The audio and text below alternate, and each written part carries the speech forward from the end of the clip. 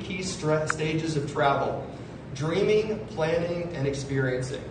When she couldn't find exactly what she was looking for, she decided to build it. In September 2013, she founded Travel Noir, a digital publishing platform that creates tools and resources for the unconventional traveler, helping them discover new destinations, plan, and experience travel. With explosive growth in its first year, Travel Noir is the largest and most comprehensive resource on Black travel, with an audience of over 350,000 people.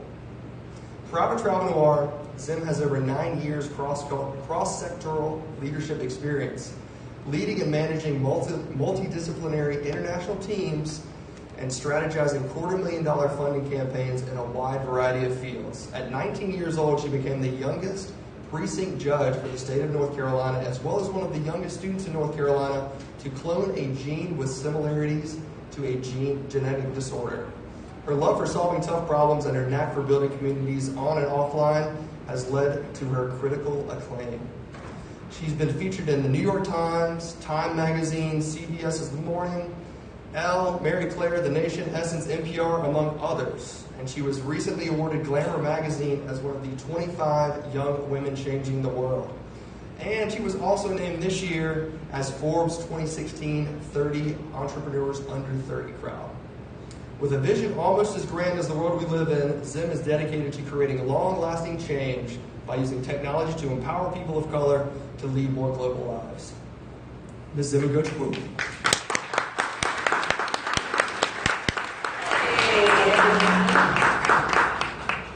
How many people in here are college students?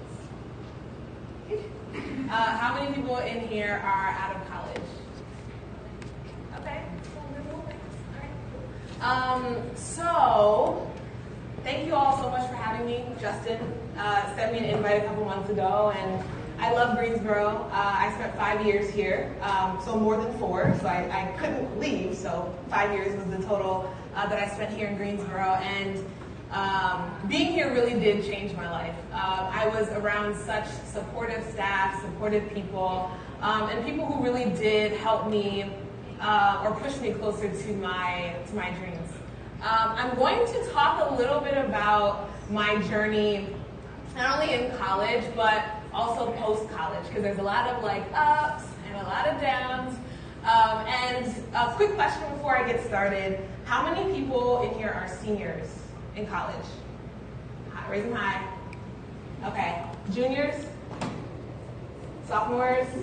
And freshmen? Okay, cool.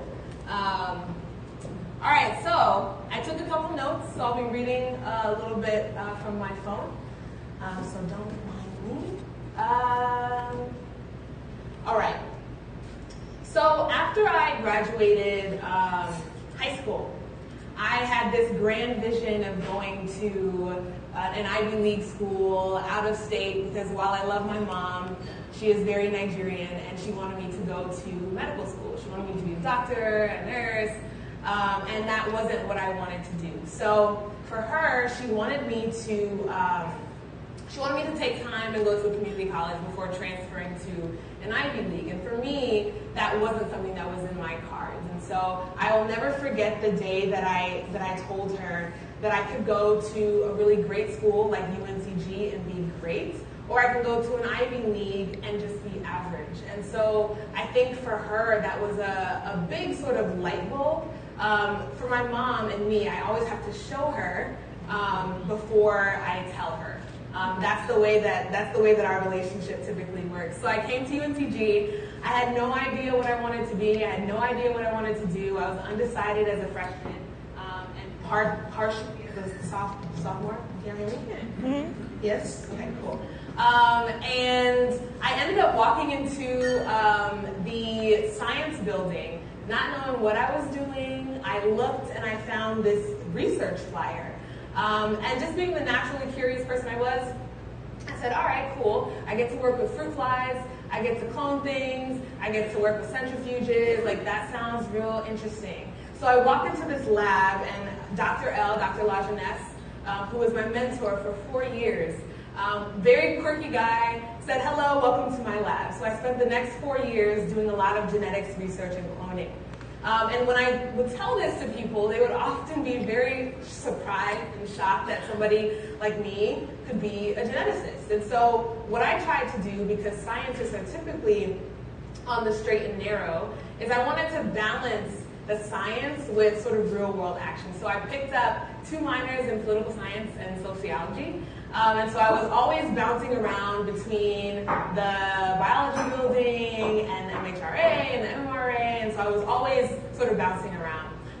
But because I took the opportunity, because I decided that I wanted to do science and political science and sociology, I was able to really broaden my scope. And so I spent a lot of time getting as involved as I possibly could. Every summer, beyond my freshman summer, where I went home and watched TV for the entire summer, I moved to another city. So I think my sophomore year, I was in DC, and I was working at the National Science Foundation. The year after, I was in California organizing in the Fillmore. So I always filled my time with doing something good. I didn't know where I was going. I didn't, if you would ask me 5 years ago, would I be here today, I would have said, heck no. It would have not even been in the cards. I would have been a nurse, I would have been a doctor, I would have been something else, but not where I am now. And so being curious for me really led me to dabble in a lot of different things. One of my best friends started an anti-tobacco organization and appointed me to become the vice president. So we did a lot of traveling around the country, talking to young high schoolers about tobacco. And it was funny because I think every month I was traveling, and I was a junior and senior in college, and my professors would look at me like, we have a test like on Monday. And I'm like, but you don't understand, like I'm really doing something good. Like, let me go and I'll take the test later. So it took a lot of cooperation from all of my professors to let me go and be great, I guess. And so I'll never forget that kind of support that I got from my professors. I read a lot, outside of like the biology books and all of the stuff that they had us read. I also picked up books like Malcolm Gladwell's Outliers and Aspire, and one book in particular that changed the trajectory of my entire life. It was called Delaying the Real World by Colleen Kinder. This is a book that I recommend to every single person that wants to move abroad or live abroad after college. It is a book that is chock full of resources about how to live outside of the country and how to support yourself. So I came across this fellowship program called the Blue Scholars Program. And at the time, I had no interest in Asia. What Asia was like, that door across the street, and I'm here. So Asia was like the farthest thing from my mind. I'd never, studied anything about Asia. It was like this one region that I didn't really know that much about. But thankfully, there was one staff person that worked at UNCG. His name is Mike Tarrant.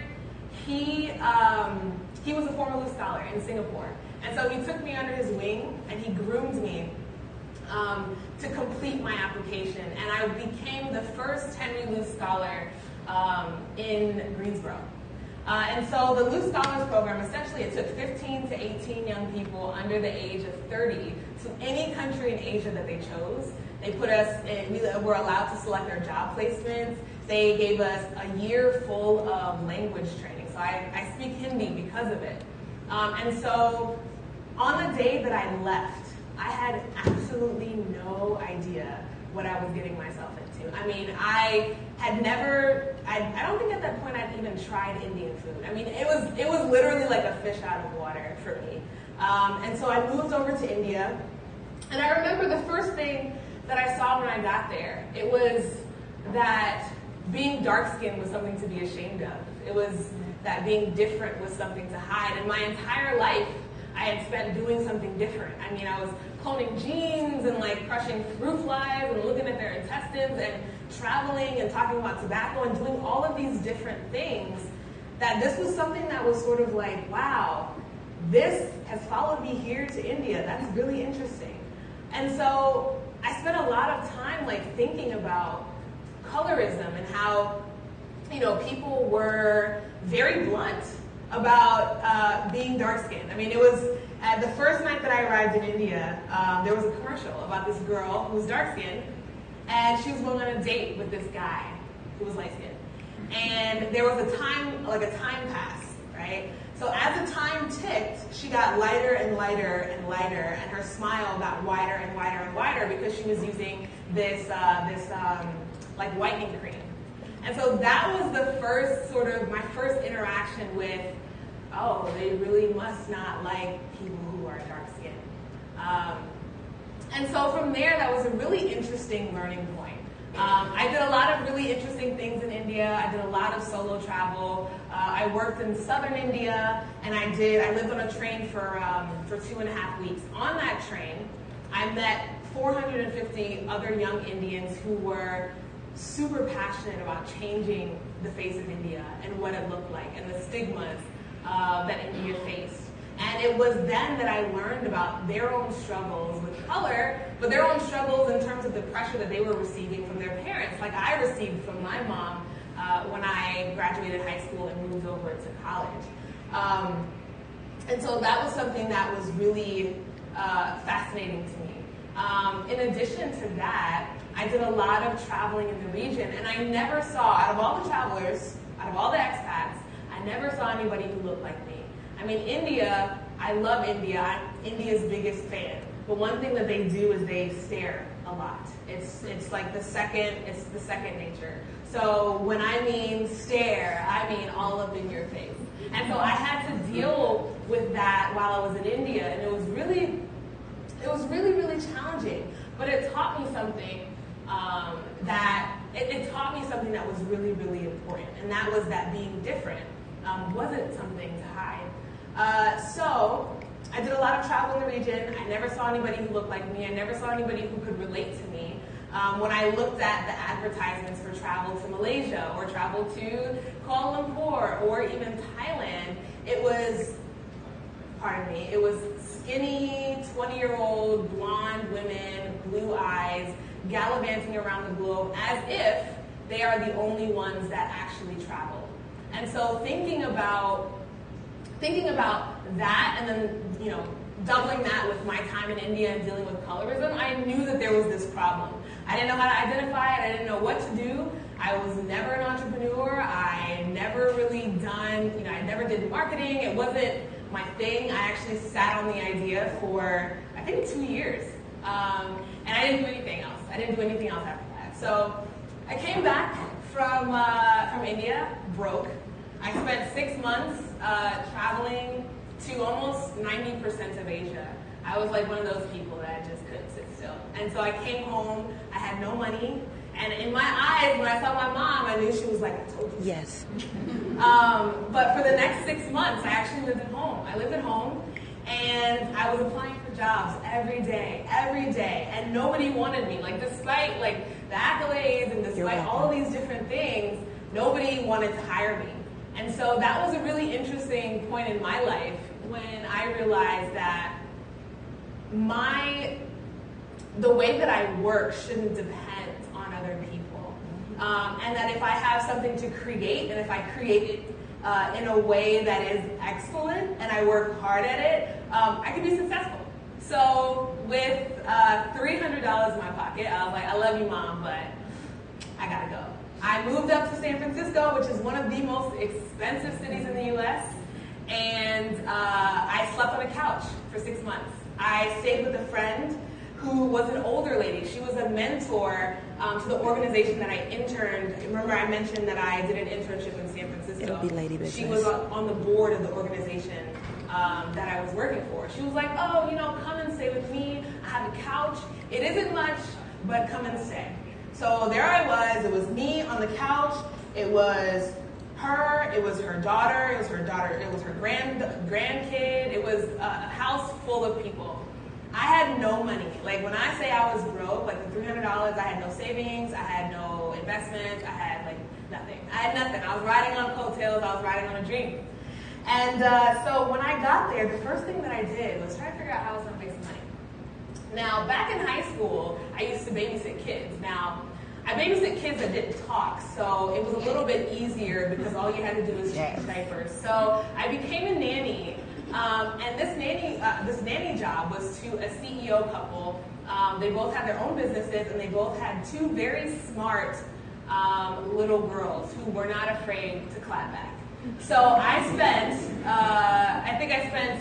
maybe 2 weeks with them before the mom was like, you know what, this ain't working. And so I was like, okay, well, it's not working, but I have 2 weeks worth of a check.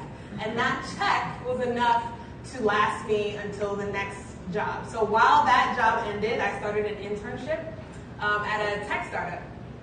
And it was unpaid, but they had food.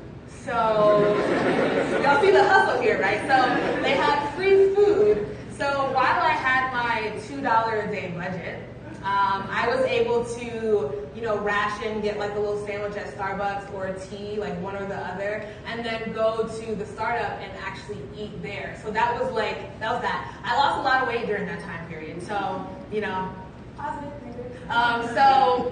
So I worked at this startup for about, I think maybe I worked there for 4 months. But while I was working there and not making any income, I had that, maybe it was like $1,200, that $1,200 check from the nanny job. And I had to use that to stretch. So my $2 a day budget was literally, it was $2. I was skipping bus fares in San Francisco. I was walking a lot. I was doing whatever I could to not spend over my $2 a day limit. So I got to, I remembered when I graduated college, I used to work at Macy's. I sold luxury sunglasses at the Sunglass Hut on Friendly. And I was like, you know what? There's a Macy's downtown. Maybe I could, see what I can get into there.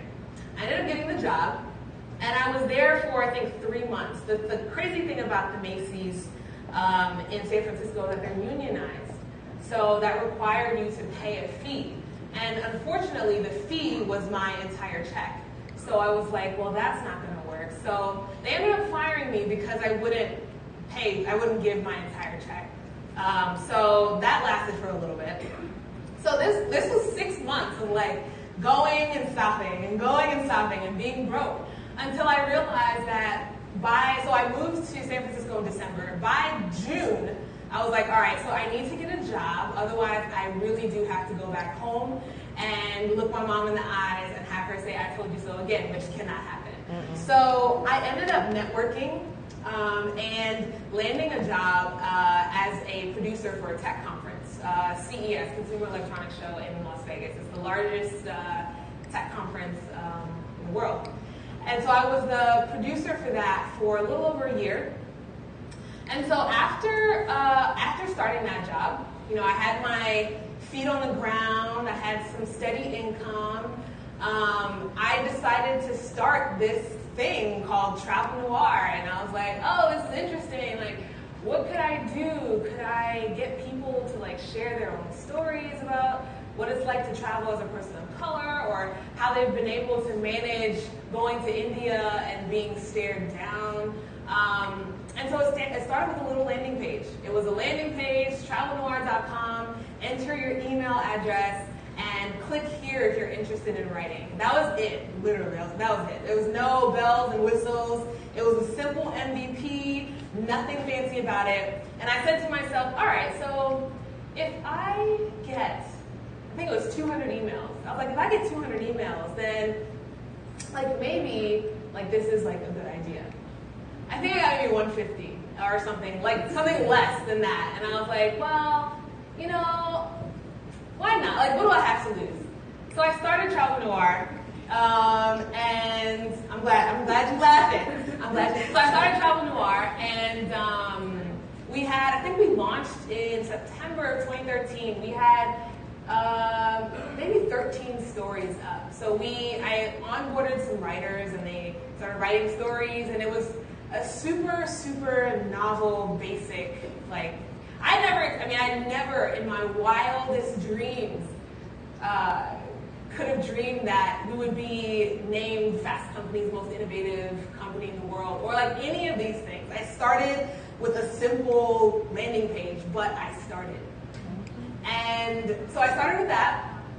I had writers who were like, yeah, I want to share my travel stories, because the thing that I realized was when you traveled and you got home from your travels and you want to tell your friends about your travels, they listen for the first 2 minutes, but then their eyes glaze over, or they're like, if you're telling your mom, she's like, okay, go take out the trash. It's great. You had a good time in China, but here today, dinner needs to be cooked. So you had a lot of these things, and people were really eager to share their own stories of what it was like to travel and what it was like to be a global citizen and to live life on their own terms. And so I started the Instagram about a month after. And the Instagram was an interesting conundrum because I couldn't find any black travelers ever.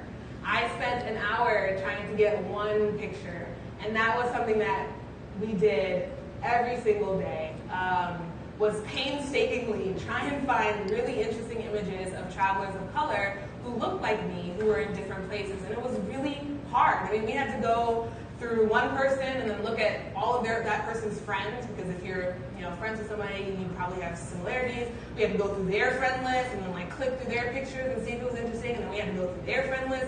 And God forbid there was a group of friends. We went through every one of the friends tagged in the picture, and we were looking at their pictures. I mean, it was rough. And it's been such a beautiful journey to see where it is now. I think maybe now we have about 300,000 tags, and so that's really cool. And a lot of people think Travel Noir is just this Instagram page.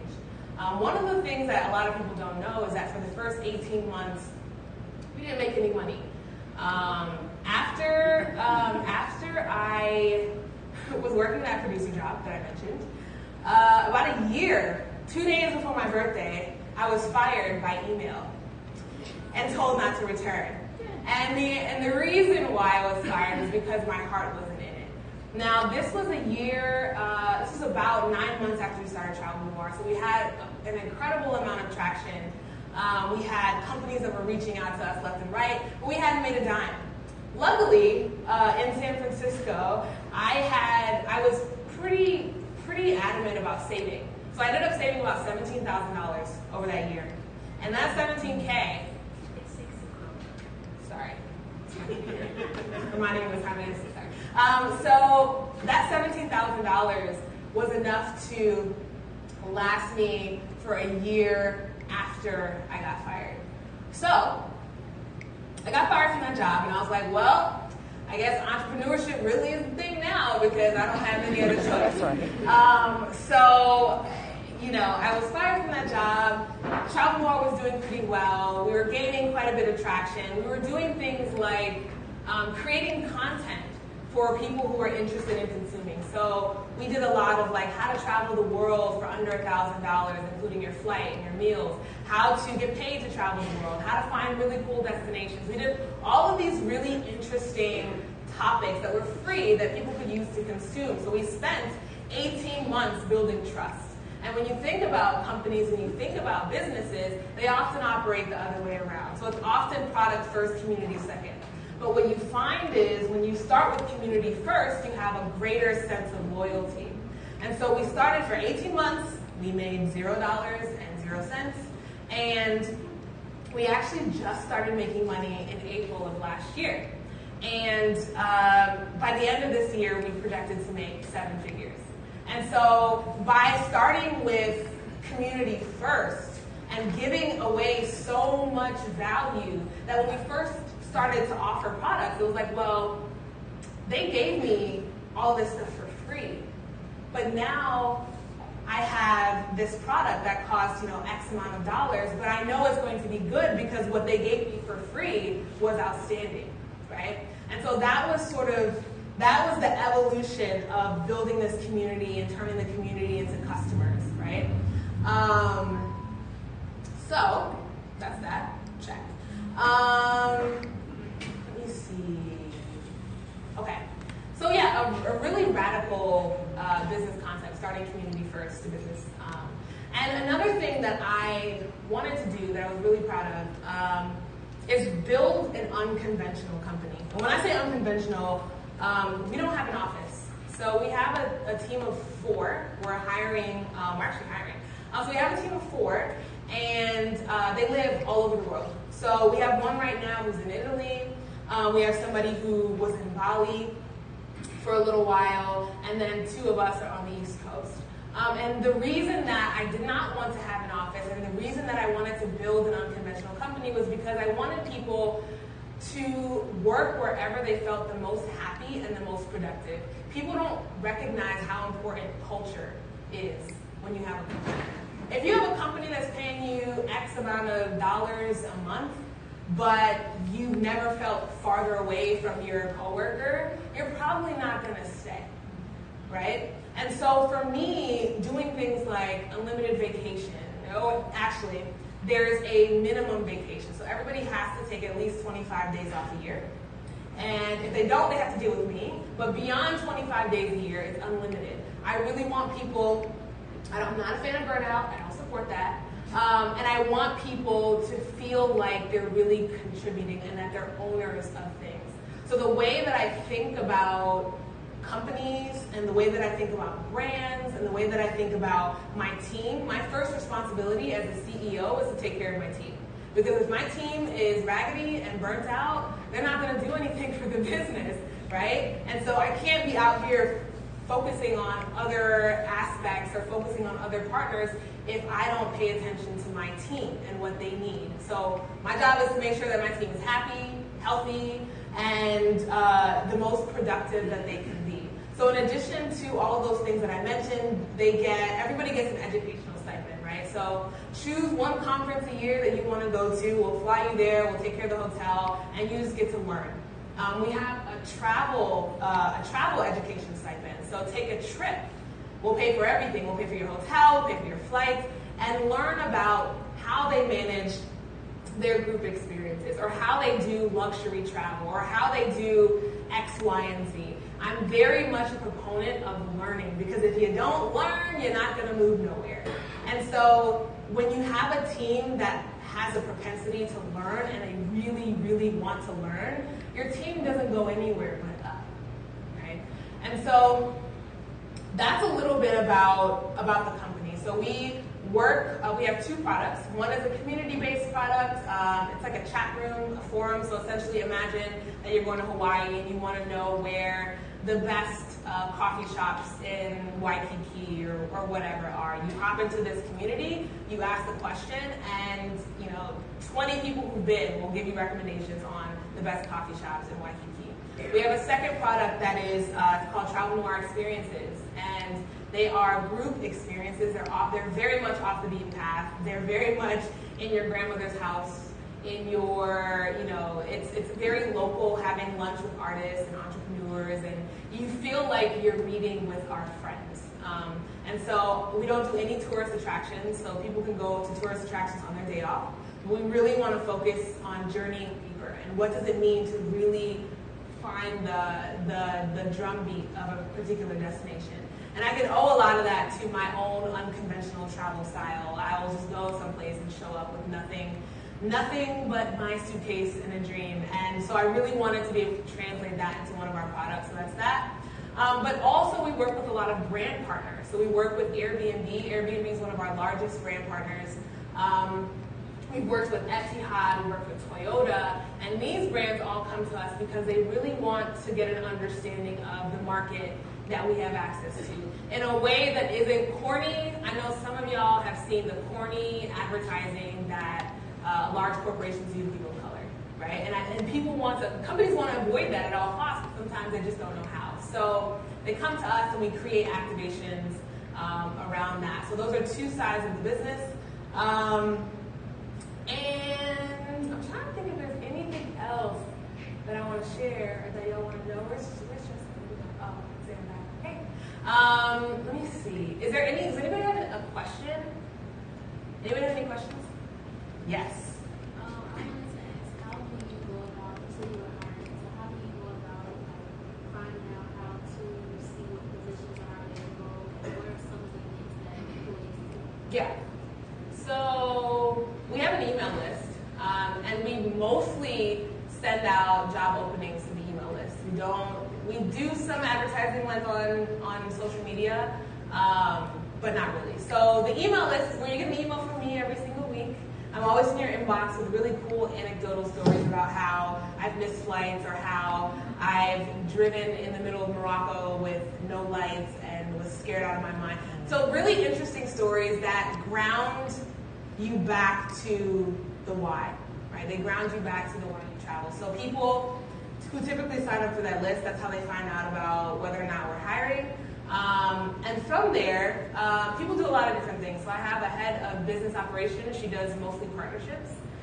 So she's working with all of our brand partners, dreaming up really cool things and taking phone calls and closing deals. And so that's what she does. We have a director of finance who runs spreadsheets and all the finance stuff. We have a head of TN experiences. She does everything operational with Travel More Experiences. And then there's me. I do a lot of marketing and a lot of strategy stuff, so I focus on steering the ship, making sure that there's no obstructions in the water, and making sure that everything is pretty clear. So that is sort of the day-to-day. It's very busy. I mean, as a remote team, you would think that it would be hard for people to stay in contact, but we're always talking to each other. I mean, the team feels closer to each other than they did in their corporate jobs. So 2 of them came from corporate, 1 came from investment banking, and the other came from government consulting. So again, very structured, highly corporate jobs, but they realized that after they made all this money, then what? Like, I want a richer life, but I'm out here at 3 a.m. working on a proposal that I could give 2 craps about, and I want to be out there meeting new people, and I want to be out there living a really rich life. So that is a little bit about what they do. Yeah. Yes? My name is Portia. I've lived in Japan for years and sharing things. My question is, now that I am no longer living abroad, how do I kind of connect my interests in my current job work at UNC Greensboro actually into getting more students excited about studying abroad and being abroad? I was studying abroad in college years ago, and now I work in the multiple field office, but to capture my mind, how do I start pulling those fires? You know, it's funny because it's really hard to tell somebody about the transformational benefits of travel if they haven't traveled. It's like saying, you know, travel is like so amazing and so beneficial, but first you have to get on a plane, fly 12 hours, stay for 7 months, and then you'll get the sort of the aha. So it's figuring out how to close that gap in as little steps as possible. So I do not have, that's like the question of the century. I think that's what all like study abroad programs are thinking, but it all sort of boils down to staying relevant, right? And thinking about the influencers that are influencing the college traveler, the people who want to travel. For instance, a friend of the brand, his name is Jadena. He is signed to Janelle Monáe's Wonderland. Yeah. And his album is coming out this summer. It is all about travel. It's all about being an international man, right? So if you're thinking about getting people excited or students excited, think about what excites students, right? If it is that music excites students and Jadena or like whoever or whatever has an album that speaks directly to that, or they're always on social media and they're always looking at, I don't know, like something, then connecting those dots, right? So it is about staying relevant. That's like the number one key. Like a flyer on a wall telling people to go to Fiji, as beautiful as it is, it may not connect. Like for me, I went into the science building and I looked at a flyer of a fly, and I was like, ooh, like this looks interesting. So, but that's me. Not everybody's like that. So, you know, thinking about what is relevant to a traveler is relevant to a student is a place to start, right? Like for me, when I graduated college, I had no money. So I wasn't traveling nowhere unless somebody was paying for me to go somewhere, right? So those are like some things that I would think about, right? But it's all about starting with what influences them. Cool. Yes?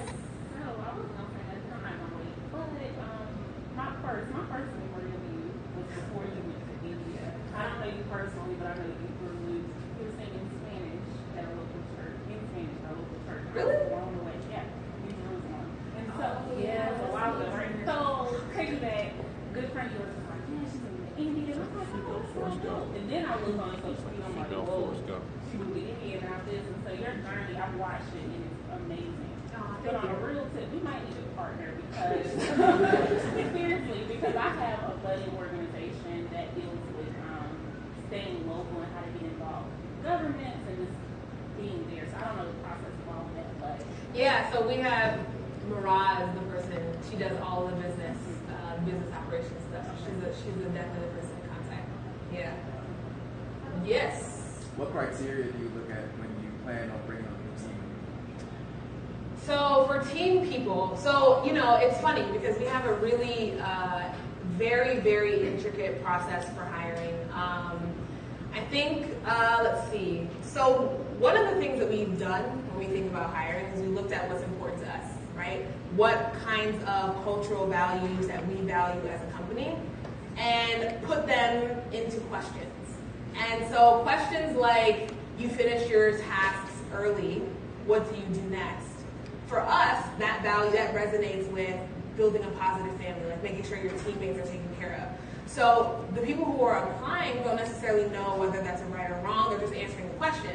But for us, if somebody says, oh, well, my tasks are finished early, I'm going to book a ticket and go to Jamaica, then we know that your first thought is not thinking of your team members, right? So I'm not going to hire you. If I know that if what you plan to do with Travel Noir is just travel the world, I'm not going to hire you. So it has to be deeper than your love of travel. It has to be the love of the brand. And so Tristan Walker, he's the founder of Bevel. He was also at Foursquare. He talked about being maniacal about Foursquare. He bought the products, he used the products, he was all up in the founder space. I think he emailed them back to back to the point where they were so annoyed that they were like, fine, you got something to say? Like, let's take a meeting. The problem was the founders were in New York and Tristan was at Stanford. So he bought a ticket and he flew out to New York last minute and he took this meeting and the rest is history. So for us, we look for users of the product. If you have not purchased a Travel Noir product, how do I know that you know how we can be better, right? Like if you just say Travel Noir means X, Y, and Z, but you haven't invested with your dollar, then what does that show me, right? Like if you go and buy a Kanye CD, or if you go and buy, like shoes, or if you go and buy X, or you go and buy Y, you're investing in something, right? But if you want to work for Travel Noir, but you haven't invested in us, or you haven't invested in the mission, or you haven't invested in the life that you want to live, then how can I trust that at the next year or the next whatever, you'll be off doing something different? So that's something else that we look for. We look for users of the products. We also are a very weird team. We're very weird. We take meetings on our beds, and we're just very weird. So we like quirky people. And people who go against the grain. So that's also something really important. So people who would say, like, let's go to Lebanon, I know people. Or let's go, to Morocco and rent a car. Like, those are the kinds of people that we draw ourselves to. So that is a little bit more about that. Any other questions? Yes. Yes. So when you started off and it was just you, how did you know you bring on business? Yeah. It's 4 full-time, yeah. So the evolution of the team was really interesting, actually. So started off as me, alone. Then I had a friend who was like, yeah, sure, like, I'll help. And that was like the second person. She's no longer with the team, though. So that was the second person. And then we started a fellowship. So we had interns. And the interns would join. I call them fellows because it's more distinguished. But the fellows would join, and I would teach them everything I knew about travel hacking. My goal was to get them on a flight for free to somewhere wherever they wanted to go. So we had people going to Thailand for free, we had people going to Fiji, and Italy, and all these other places. And for the work that they did for the brand, I taught them every single thing I knew about travel. And so that was how we beefed up our sort of workforce, if you will. Again, recognizing that we had $0 and 0 cents, so I had to get creative with my offering. And then early last year, we took on the largest fellowship class that we had ever had. I think we had 25 fellows. And that was the worst mistake in my life. So, and that was the worst mistake because it became more about managing people than actually doing work. So I had to deal with people like doctor appointments or people missing assignments and trying to catch up with them, or like, something happened here and like it was just like, it was enough. And it all came spiraling down when all the fellows were angry and upset, and everything just came crashing down. Like it was just like, it was terrible. And it was at that point that I realized that I really have to be super duper intentional about the type of people that come on the team and the attention that I'm able to give everybody, right? So that was what, January, February of last year. One of the fellows from the first fellowship round, scheduled a call with me and said, I really want to be involved. How do I do it? So she came on in some capacity. She's still with us today.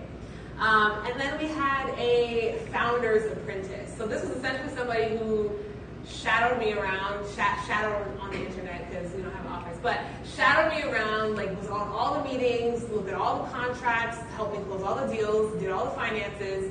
And he before he became a founder's apprentice, I joke with him, he was slightly a stalker, but I love him in every sense of the word. But he was so maniacal about the brand. He would tag every picture. He would know everything about everybody. He came on as a founder's apprentice. He built an entire financial model for us before the first interview. So I took the interview with him, and he's like, oh, by the way, I mocked up this financial model through 2018, right? So I'm looking at him like, wow, that's really impressive. And second, I'm like, because I have no business background, I'm like, well, what am I looking at? This is really fascinating. We hadn't made any money, right? So I was like, oh, okay, that's awesome. So he joined as a founder's apprentice, and then we hired him full-time about 7 months after. He came from investment banking. And then the third hire that we had, Shadisha, she actually came from corporate. She was our first external hire. So she was a person that we hired that we didn't really know. I mean, the director of finance knew her tangentially, but we never heard of her before. And so that was a challenge for us because we were so used to not only being a 3-person team, but we all had come in via they had come in via a fellowship or an internship of some sort, right? So Shadisha happened, and she's awesome, she's amazing. And so now we have these 2 other hires that we're hiring for right now. And so the process of external hiring is always being refined. So that's how I started from a single person. It was literally like me asking my friends for help. Like, hey, do you want to be on this Google Hangout? Do you want to be on this Google Hangout? What are you doing Saturday? Oh, you want to come hang with me? Okay, cool. So it was a lot of that. And it was massaging my connections where I could. But I always say that when you do great work, people will come. Like if you focus on creating really excellent things and producing your best work, people will come. And we found that whenever we put out a call for applications, people cancel meetings, people go, and it's just it's really interesting. So in a roundabout way, just to answer your question. Yes. So how do you think intuition and instinct have played out in your journey? It seems like you've been very in touch with your intuition. Yeah. So his question was, how does intuition play a role in your journey? That's a good question. A part of me wants to say my upbringing had a lot to do with that. My mom was an immigrant, came in from Nigeria, married my very abusive father, and when my father brought a gun home, she said, all right, gotta go. He went to a business trip in Nigeria, and she took me and my brother, and we took a road trip from Minnesota to Texas to California. And that was the beginning of this, I gotta do whatever it takes to get where I wanna go kind of lifestyle, right? So my mom, single mother, took us, and we bounced around to a lot of different places. We were in shelters, we were on welfare. I mean, you name it, we lived it, right? And I think that having that bottom as a base, even though it's not, bottom is it's U.S. bottom. So anyway, so having that bottom as a base allowed me to think a little bit bigger. Like, okay, well, if I have $300 and I fail, then what? Like, there is still. And so I think that's how my intuition has developed over time. Also surrounding myself around really interesting people. People who really have interesting ways of viewing the world. Most people call them outcasts or weird or whatever. Like I moved from Minnesota, everybody loved me. They're like, oh, Minnesota was very, very white back in the 90s. Then I moved from Minnesota to Durham, and I got picked on so bad. Like, it was like African booty scratcher. It was like every name in the book. I was like, dang, well, we have low self-esteem my entire life. So it was surrounding myself around really interesting people, which for me, UNCG was that. UNCG was that. I had never been, I'd been in Durham. I was pretty sheltered again because of my Nigerian mother. Any Nigerians in here? One? One? Only one? Okay, sorry.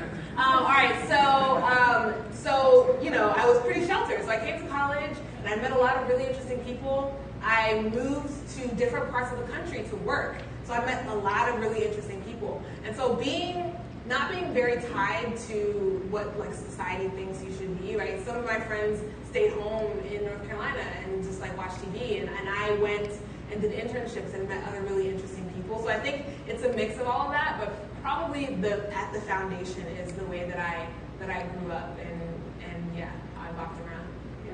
Yeah. Let me get back to you. Yes. Hey, so I work in influencer marketing, and I have a really hard time finding people that are diverse, whether it's looking for men or looking for African Americans, Hispanic, Portuguese, whatever. So what tips do you have for people to increase their social media following? Because these people, they're posting really great content on their blogs. They might have 5,000 to 6,000 followers. That's not enough for me to put my money towards you as a brand. Right. When I can get still higher ROI with someone that's white. That does the same thing. Right. Yeah, so I think what's really interesting. There was an article in the New York Times, I think last week, and it was about, what's his name? 12 Years a Slave, Lupita. It was Lupita and the guy who took over the comedy show from South Africa, the black guy, Trevor Noah. So it was a conversation between the both of them. And they talked about Trevor Noah, who does the Daily Show now, right? Mm-hmm. Was like, find me some people of color to do something on the Daily Show.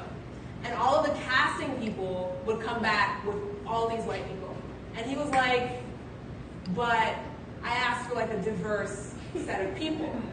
And so what happened was he had to go to the streets and he was like, hey, Lucy, did you hear about this opportunity that was happening? And Lucy was like, no, I had no idea. And so what happened was you have these gatekeepers, right? So if you know somebody who knows somebody who's of influence, but it stops there, they're only going to reach out to their circle. And if I have all white friends, the chances that I'm going to be reaching more, there's how do I explain it?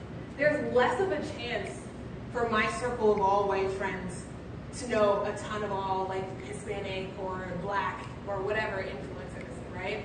So you have to think about the people of influence, the gatekeepers, if you will, right? So if you know a bunch of people who are influential in some way, but you look at their friend group and their friend group all looks the same, then you're probably not going to get as far with them.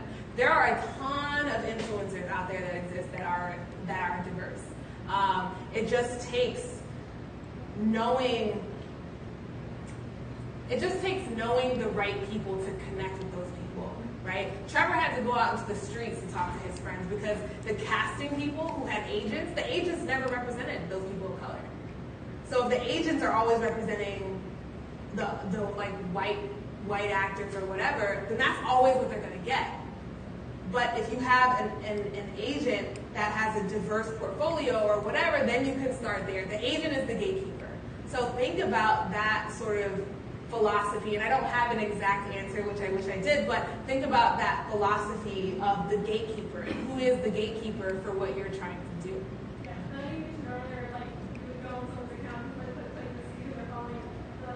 Yeah. Also, Icona Square has the influencer feature. Have you used it? Yeah. Okay. Ground Signal, I'm not sure if you're familiar with that tool, but you can search people about what they're posting in certain areas.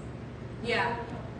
So I mean, you can even shoot me an email. I have some possible leads for influencers too. Yeah. Oh, my email's not on here. Okay, well, just before I take more questions, if I have time to take more questions. Yeah, maybe one more. One more? My email is zim@travelnoir.com. TRAVEL. I hear murmurs. Right in the middle. Oh, no, is there Zim fighting? once. ZIM@travelnoir.com. TRAVELNOIRE.com. Not Zim, just Zim.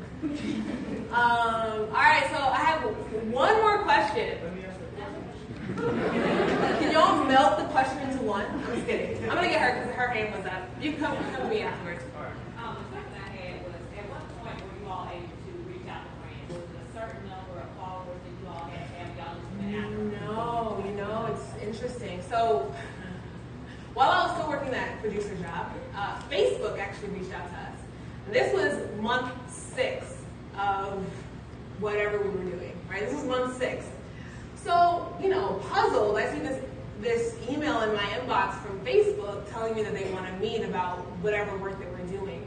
And so, not only did Facebook reach out, but Marriott reached out. And it wasn't necessarily, I don't think it was follower count. Maybe we were at like 30,000 maybe then, but it wasn't like a ridiculous amount of followers. But it was the conversations that were happening. So it's when you think about influencers, you never, looking at numbers is fine, but what you really want is that engagement piece. Like, are people talking about you? Are people spreading the word about you? Are you coming up in conversation? So that was a lot of what was happening with Facebook, the Facebooks of the world, and Marriott. It was that people who followed us were like, hey, CEO of something, do you know that something, I'm going to Fiji because blah, or whatever. So the word spread that way. Yeah. So before we let Zim go, Zim will stick around for a few minutes to chat with you if you'd like to come and ask additional questions. But the most impactful thing you said a lot of great stuff, but you said it all started with just a simple landing page, and what it took was you doing something. Yeah, you just got to start. So I recommend to everybody out there, go start something that you want to do that you're passionate about tonight. Let's thank Zim for coming today. Woo!